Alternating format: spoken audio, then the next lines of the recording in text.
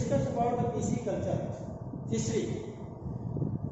Students, earlier lecture में हम लोग हिस्ट्री कर चुके थे।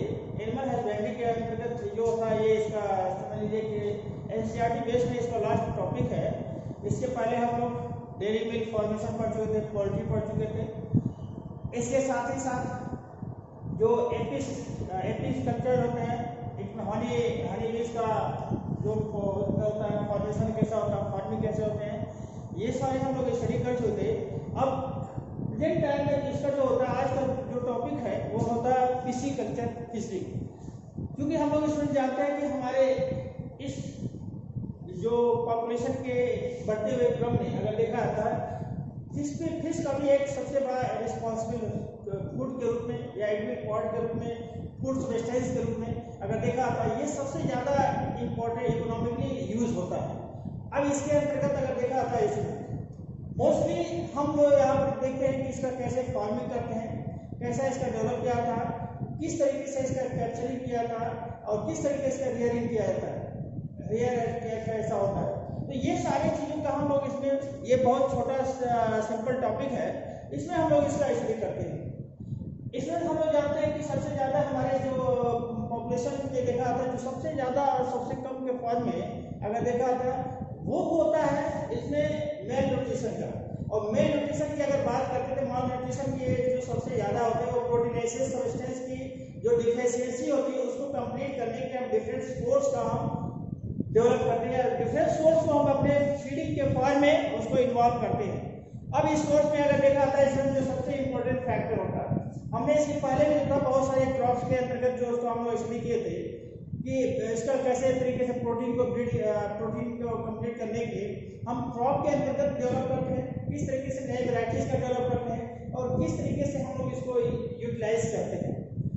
उसी का सेकेंड जो पार्ट होता है एनिमल हस्बेंड्री का, बेसिकली ये मेल न्यूट्रिशन को मैक्सिमम फॉर्म में ये कंप्लीट करने का कार्य करता है।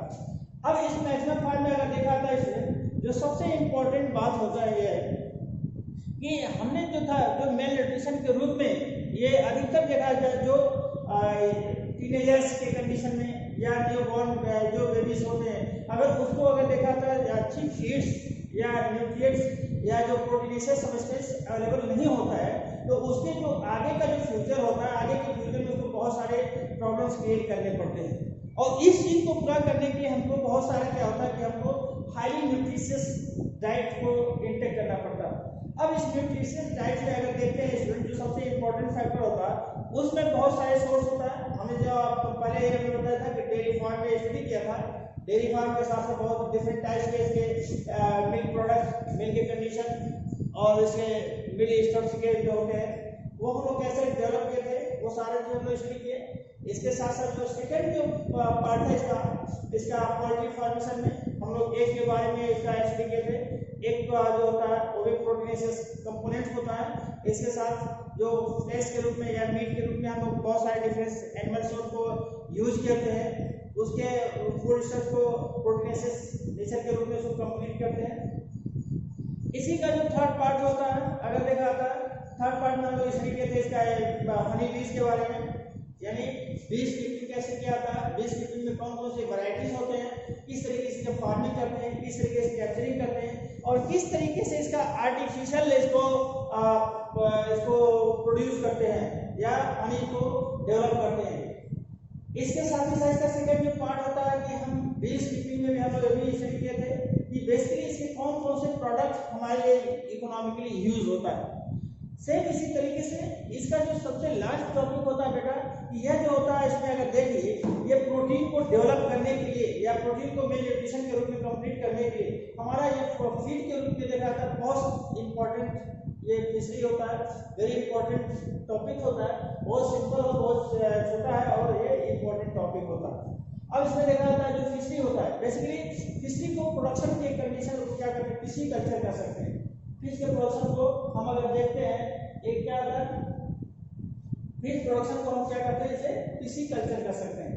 और पिस्सीकल्चर का अगर योगदान देखा जाता है तो ये बेसिकली ये हमारे अगर देखा जाता है कोस्टल रीजन में भी या हमारे इसका जो सेलर्स होते हैं कोस्टल रीजन में, कोस्टल रीजन बहुत सारे जो मैराइन फिशेस को डेवलप करते हैं उसका प्रोडक्शन होता है।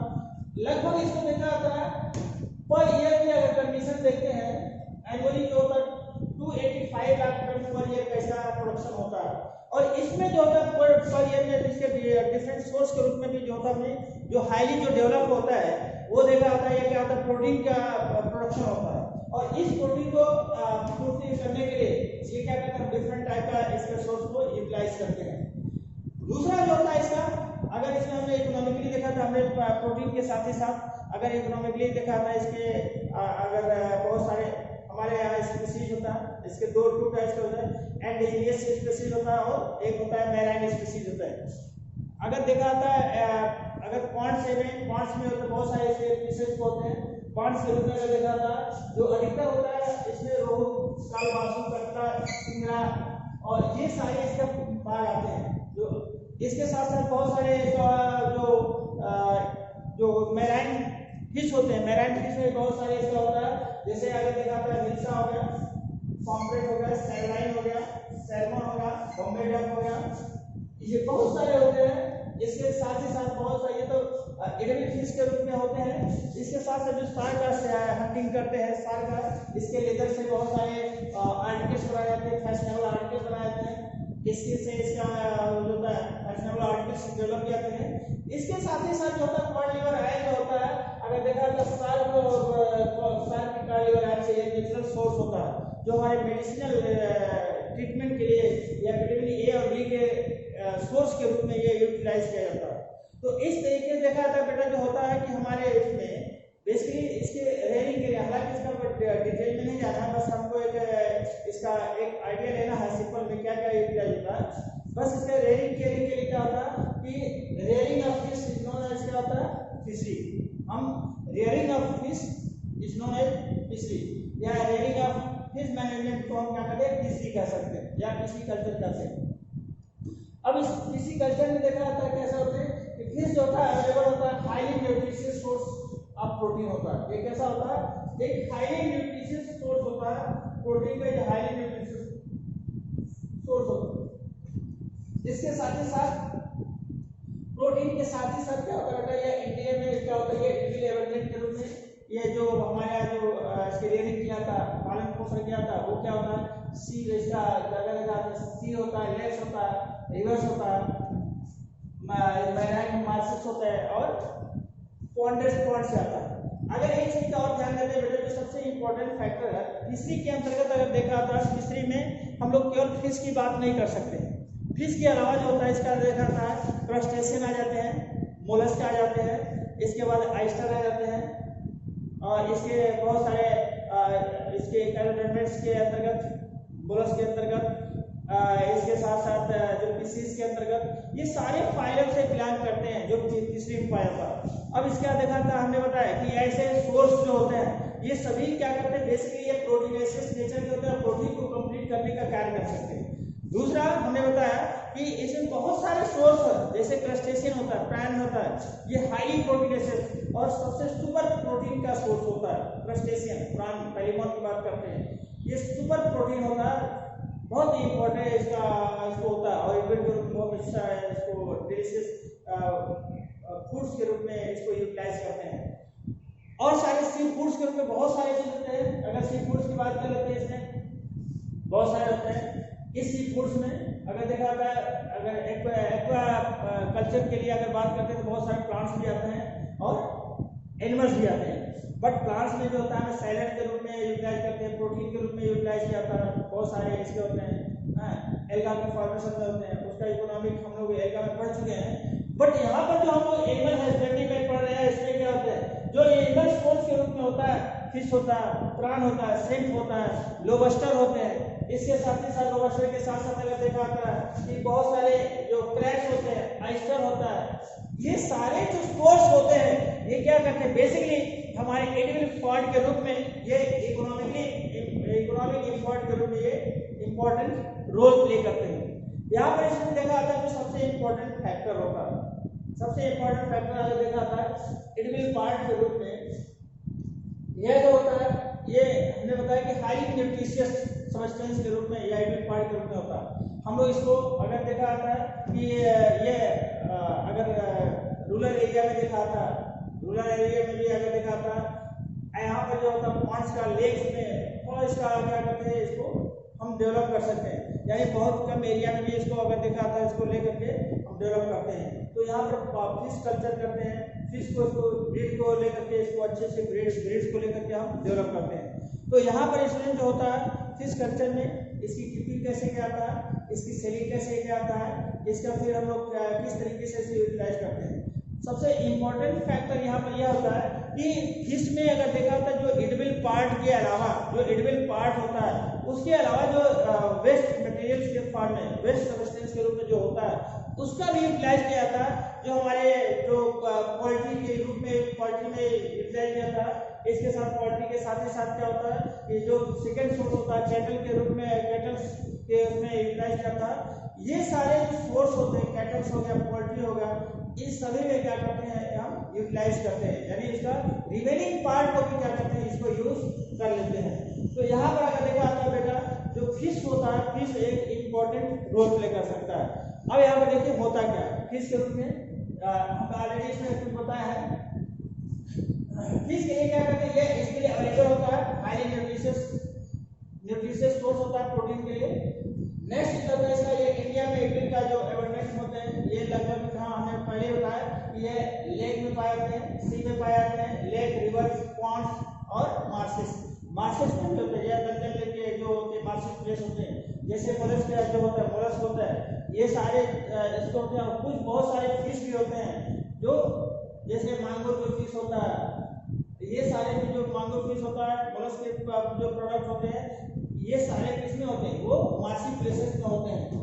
इसके अलावा अगर देखा जाए स्टूडेंट सम फ्रेश वाटर जो एविल फोर्स के रूप में क्या होते हैं, अगर एविल फिश के रूप में अगर देखते हैं, रोहू हो गया, कालबासु हो गया, कटला हो गया, सिंगरा हो गया, रोहू, कालबासु, कटला, सिंगरा और मांगुर, सिंगी, लाची, ये सारे कैसे होते हैं अगर देखा जाता है, मांगुर, सिंगी और लाची जो होते हैं ये कैसा होता है, यह जो होता है एक एडिबल और फ्रेश वाटर फिशेस के रूप में इसको यूटिलाइज करते हैं। ये सारे फ्रेश वाटर होते हैं।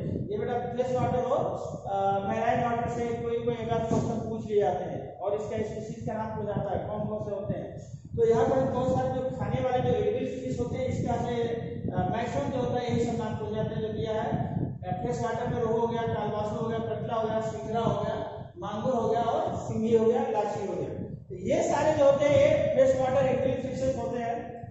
इसके साथ ही साथ अगर देखा होता है स्टूडेंट जो सबसे इंपॉर्टेंट होता है मैराइन फिशेस के रूप में अगर देखते हैं, मैराइन फिशेस में क्या होता है, हिल्सा हो गया, पॉम्फ्रेट हो गया, सार्डाइन हो गया, सैल्मन हो गया, बम्बई डक हो गया, ये सारे कैसे होते हैं, बम्बई डक, ये इसके अलावा भी बहुत सारे अपने जो बड़े बड़े बिग फिशेस के रूप में उसमें सब लोग शिकार करते हैं। डॉल्फिन का इसका डॉल्फिन का शिकार कर लेते हैं। फिर इसका क्या बोलते हैं, ये इसका क्या बोलते हैं, डॉल्फिन के अलावा शार्क का भी शिकार कर लेते हैं। ये सारे जो होते हैं, डॉल्फिन हो गया, शार्क हो गया, ये सब का जो शिकार करते हैं तो उसको शिकार करने के बाद तो हम इसको उसको करते हैं एनवायरमेंटल इसके इकोनॉमिक जो होता है इन्वायरमेंट को सेव करने के लिए। अब इसका हम प्रोटेक्ट भी कर रहे हैं। जो इसका जो होता है सैल्मन हो गया या शार्क फिश हो गया, इस सब का अधिकतर इसके लेदर के फॉर्म में या विटामिन बी का जो इकोनॉमिकली मेडिसिनल फॉर्म में जो यूज किया था, इसका जो ऑयल निकाल करके क्या करते हैं इसको मेडिसिन के रूप में ए और डी के रूप में यूटिलाइज किया जाता है। तो ये सब होते हैं अगर देखा जाए, इसका भी शिकार किया था, इसके अतिरिक्त में हो गया। तो यहाँ पर अगर मैराइन फिशेस की बात करें तो कौन कौन हो गया, हिल्सा हो गया, पॉम्फ्रेट हो गया, सैर्डाइन हो गया, सैल्मन हो गया, बम्बई डक हो गया, ये सारे कैसे होते हैं, ये अगर देखा तो ये मैराइन फिशेस के रूप में यूज होते हैं।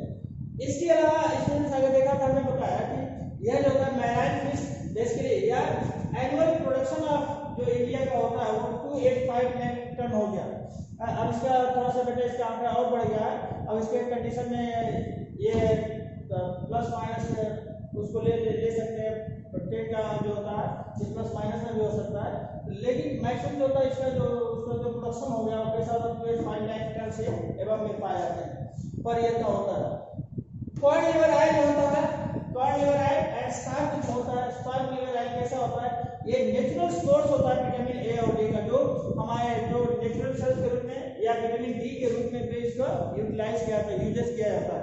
तो यहाँ पर जो है कॉर्ड लिवर आयन है जो एक इम्पोर्टेंट सोर्स के रूप में मेडिसिनल यूज में भी इसका यूटिलाइज किया जाता है, या न्यू बॉर्न बेबी के रूप में भी अगर देखा जाता है, न्यू बॉर्न बेबी में भी इसको कॉर्ड लिवर आयल का इसको ड्रॉप दिया जाता है। तो ये सारे जो फंक्शनिंग होता है अगर देखा जाता है ये विटामिन ए का सोर्स हो गया। इसके अलावा जो होता है oil of saline as salmon fish, ये जो है सैलाइन और सैल्मन फिश की जो बात कर लेते हैं, इसका जो आयल होता है मेकिंग किसका होता है, सोप एंड पेंट्स के लिए यूटिलाइज किया जाता है। इसका आयल से सोप और पेंट्स यूज किया जाता है बनाने में, सोप एंड यूज को बनाने में यूटिलाइज किया जाता है। इसके साथ ही साथ स्टूडेंट बताते हैं जो फिश मील होता है, फिश मील को जो नॉन एडिबल पार्ट हमने पहले बताया कि नॉन एडिबल पार्ट होता है फिश यूज किसे फीडिंग करते हैं, कैटल्स में और पोल्ट्री फॉर्मेशन में। पोल्ट्री में जो नॉन एडिबल पार्ट होता है, यानी अगर कह सकते हैं जो फ्रेम होटल्स में या हम जो होते हैं जो बनाते हैं, तो इसका जो वेस्ट मटेरियल होता है जो नॉन एडिबल होता है वो सब पोल्ट्री में और कैटल्स में जाकर डिस्ट्रीब्यूट कर देते हैं। इसके साथ साथ अगर देखा जाए स्टूडेंट जो सबसे इंपॉर्टेंट फैक्टर होता है यहाँ पर एक्वाकल्चर, ये प्रोडक्शन होता है किसका, useful of aquatic plants animals such as, अगर देखा जाता है जो एनिमल सोर्स में फिश हो गया, प्रॉन हो गया, श्रिम्प हो गया, लोबस्टर हो गया, क्रैब्स हो गया, एडविल्स आयस्टर हो गया। तो ये सारे स्टूडेंट जो होता है अगर देखा जाता है एक फिश के रूप में या किसी कल्चर के रूप में यूटिलाइज किया जाता है, यूज किया जाता है। अब यहाँ पर देखा था हमने बताया कि जो इसका मेन न्यूट्रिशन जो होता है या न्यूट्रिटिव वैल्यू जो होता है वो किसका होता है, वो प्रोटीन होता है। वो प्रोटीन को लेकर के हम लोग क्या करते हैं, इसको यूज करते हैं, प्रोडक्शन करते हैं, और इससे जो होता है इसका हम प्रोडक्शन करते रहते हैं। तो यह एक हो गया बेटा, अगर देखा जाता है कि ये किसी कल्चर का जो पार्ट होता है बहुत सिंपल था, बहुत छोटा सा पार्ट था जो किसी कल्चर में होता है। अब इसी के साथ साथ एक सेरी कल्चर में थोड़ा सा देख लीजिए बेटा, थोड़ा सा सेरी कल्चर का भी, सेरी कल्चर का होता है, सेरी कल्चर में थोड़ा सा हम लोग स्टडी कर लेते हैं इसको। सेरी कल्चर, अब इसमें देखिए सेरी कल्चर होता है, ये बेसिकली क्या करते हैं, सेरी कल्चर में रहते हैं rearing of silk moth for silk production, rearing of silk moth for silk production is known as sericulture। अब इसमें हम जो होता है सिल्क मार्क की बात कर लेते हैं। सिल्क मार्क में क्या होता है, ये भी जो होता है सिल्क मार्क से ही हम लोग डेवलप करते हैं। ज्यादा इसको नहीं बताना है, बस थोड़ा सा बताना है।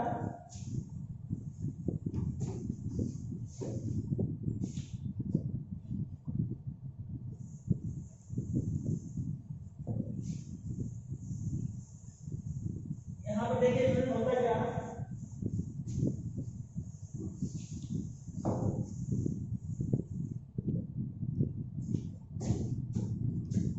सेरीकल्चर,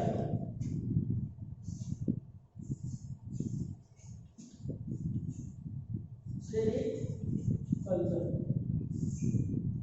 इसमें लिखते हैं क्या होता है, rearing of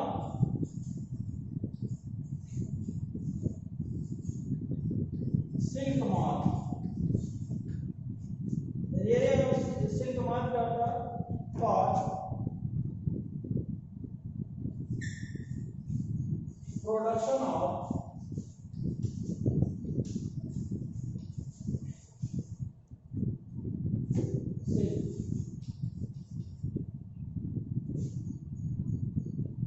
is known as sericulture, is known as sericulture।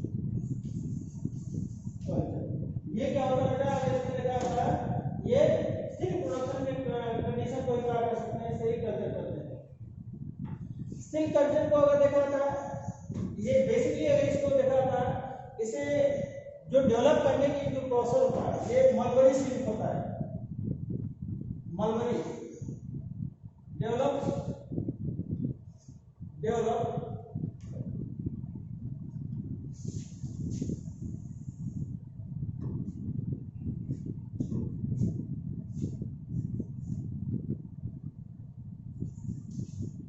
Mulberry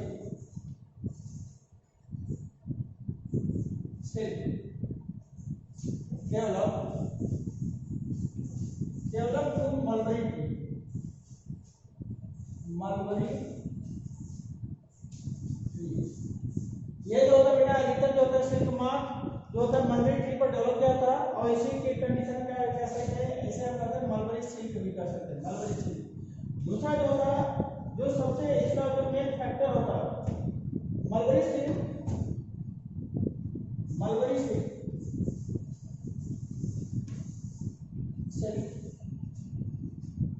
produce by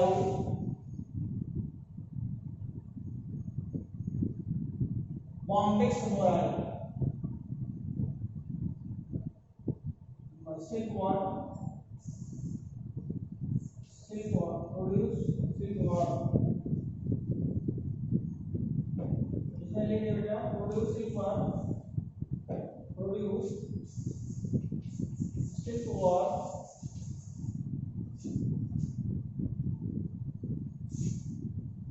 like Bombyx mori या Bombyx mori उसका ट्रांसलेशन करते हैं। ये जो होता है बेटा इसमें Bombyx mori क्या करता है ये होता है tasar silk Antheraea royally tasar silk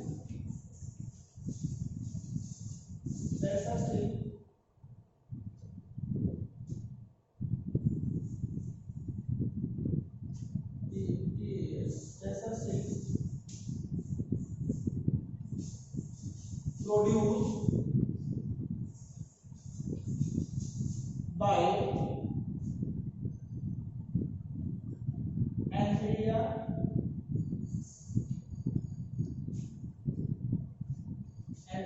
royale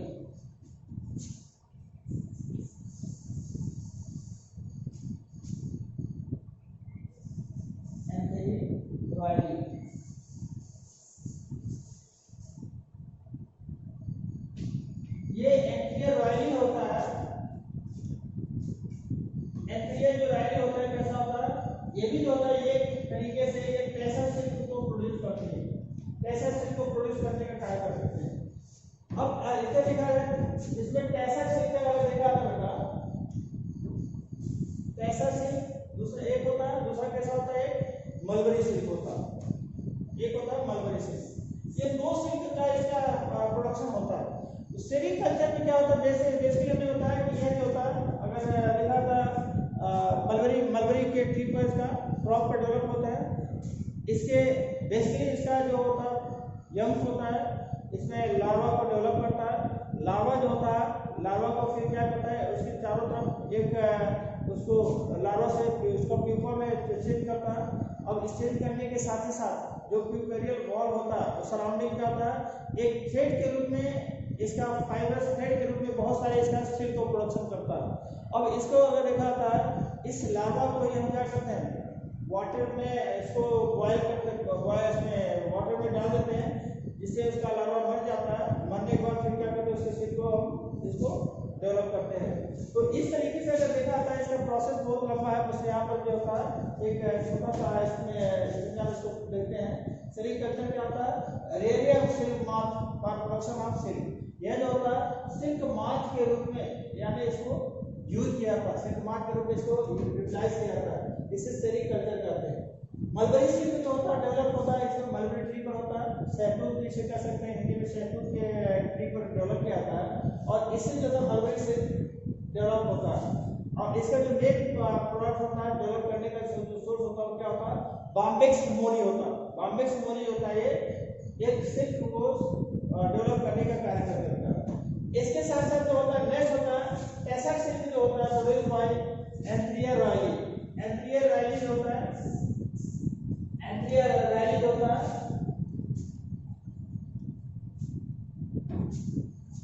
ये जो एंथेरिया रॉयली जो होता है क्या होता है टेसर सिल्क को डेवलप करने का कार्य करता है। इस तरीके से अगर देखा जाए स्टूडेंट जो हमारा उसमें होता है बेसिकली इसमें टू टाइप्स के सिल्क को प्रोड्यूस करता है और सिल्क के प्रोडक्शन को हम क्या कर सकते हैं इसे सेरीकल्चर कर सकते हैं सेरीकल्चर। तो यहाँ पर ज़्यादा इसमें कुछ बताना नहीं है स्टूडेंट ये बहुत सारा है। आप लोग इसको स्टडी करिएगा, ज़्यादा इसमें आता भी नहीं, आपके एनसीईआरटी में भी नहीं है, बस इंट्रोड्यूस किया है। तो इसलिए फिशरी के बारे में ज़्यादा नहीं इंट्रोड्यूस उसमें है, वहाँ पर भी इंट्रोड्यूस किया, बट आपके लिए उससे सफिशियंट इतना है। क्योंकि अब जो होता है आप इसको स्टडी करिएगा, और ज़्यादा स्टडी करने के लिए डिफरेंट टाइप्स के सोर्स होता है, डिफरेंट टाइप्स के बुक्स होते हैं, आप लोग उसमें स्टडी करिए। और अगर किसी को कहीं से कोई प्रॉब्लम होता है उससे आप लोग उसको without any education you can ask me, तो आप लोग इसे पूछ सकते हैं। तो यहाँ पर जो था बेटा, यह एक छोटा सा टॉपिक था जिसे हम कह सकते हैं कि इसमें एक था फिशरी का, पिस्सीकल्चर का, दूसरा था सेरीकल्चर का, एक छोटा सा टॉपिक कंप्लीट होता है। अब हम लोग इसके जो नेक्स्ट होता है बेटा, आगे का हम लोग नेक्स्ट टॉपिक को लेकर के इसको स्टडी करेंगे। तो आज के लिए बेटा इस तरह ही है, आप लोग स्टडी करिए, घर में सुरक्षित रहिए। Thank you.